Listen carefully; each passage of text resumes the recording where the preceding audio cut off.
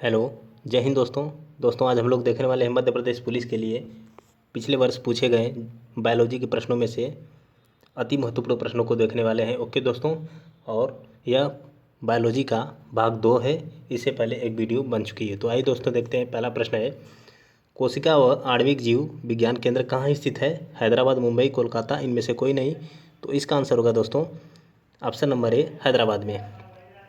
अगला प्रश्न है, जीव द्रव्य शब्द का प्रयोग सर्वप्रथम किसने किया था?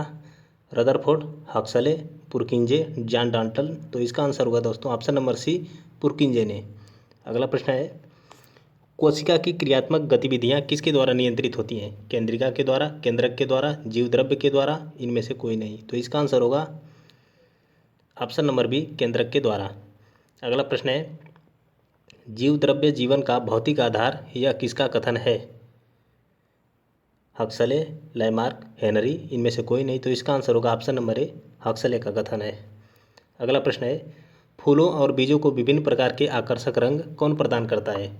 ल्यूकोप्लास्ट, टोनोप्लास्ट, क्रोमोप्लास्ट, इनमें से कोई नहीं। तो इसका आंसर होगा ऑप्शन नंबर सी, क्रोमोप्लास्ट। अगला प्रश्न है दोस्तों, पत्तियों को हरा रंग कौन प्रदान करता है? क्लोरोप्लास्ट, टोनोप्लास्ट, क्रोमोप्लास्ट, इसका इनमें से कोई नहीं। तो इसका आंसर होगा ऑप्शन नंबर ए, क्लोरोप्लास्ट। अगला प्रश्न है, कोशिका की आत्महत्या की थैली कहलाता है? गाल्जी काय, माइटोकांड्रिया, सेंट्रियोल, लाइसोसोम। तो इसका आंसर होगा दोस्तों ऑप्शन नंबर डी, लाइसोसोम।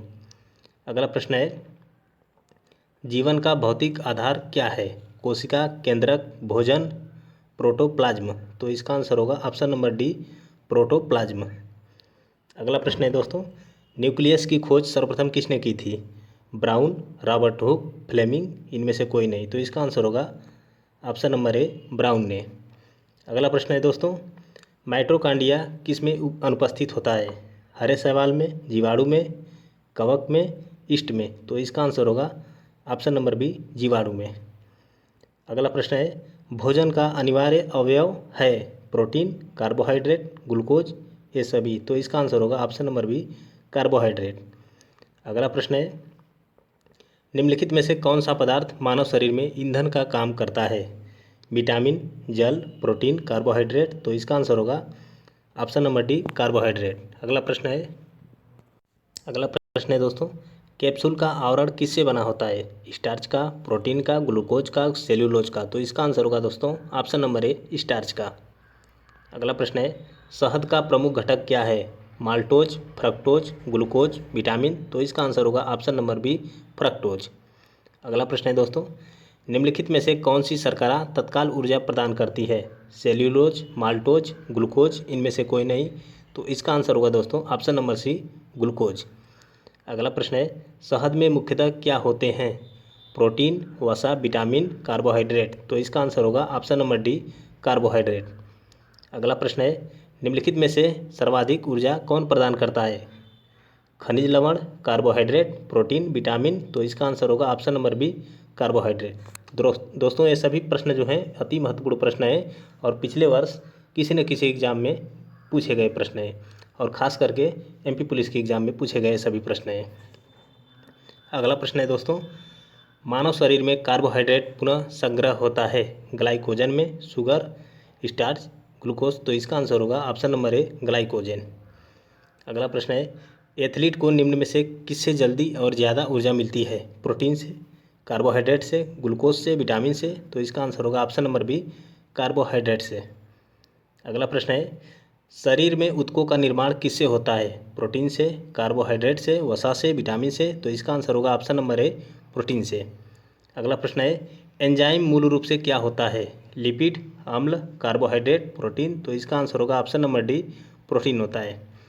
अगला प्रश्न है, सोयाबीन में प्रोटीन का प्रतिशत कितना होता है? 50%, 42%, 64%, 75%। तो इसका आंसर होगा ऑप्शन नंबर बी, 42%। अगला प्रश्न है, किसमें प्रोटीन नहीं पाया जाता है? चावल, दाल, दूध, मांस। तो इसका आंसर होगा ऑप्शन नंबर ए, चावल में।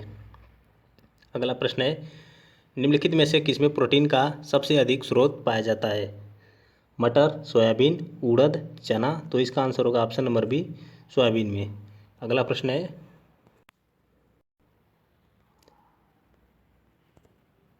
शाकाहारी शाकाहारी अधिकतम प्रोटीन कहाँ से पाते हैं? तो इसका आंसर होगा दोस्तों ऑप्शन नंबर ए, दालों से। अगला प्रश्न है, मानव शरीर में वसा कहाँ जमा होती है? यकृत में, त्वचा में, वसा ऊतक में, इनमें से कोई नहीं।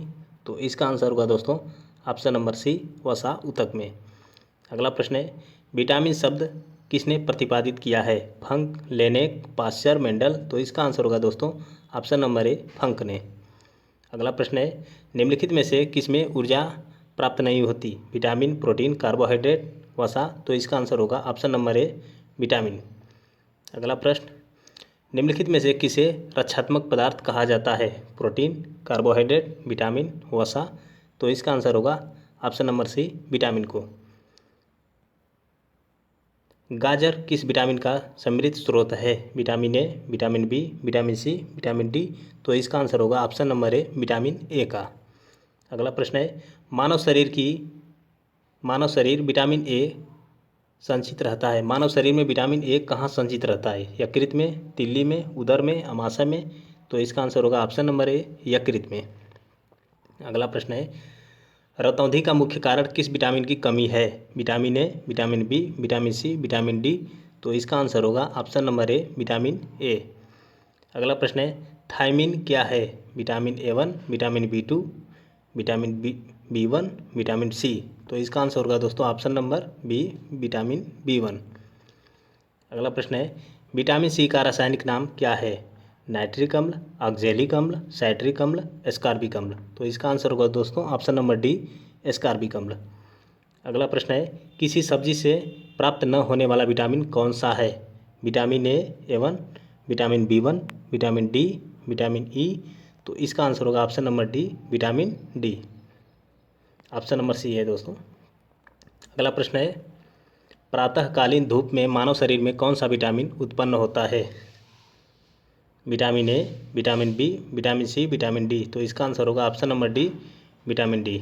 अगला प्रश्न है, मनुष्य लोहा किससे प्राप्त करता है?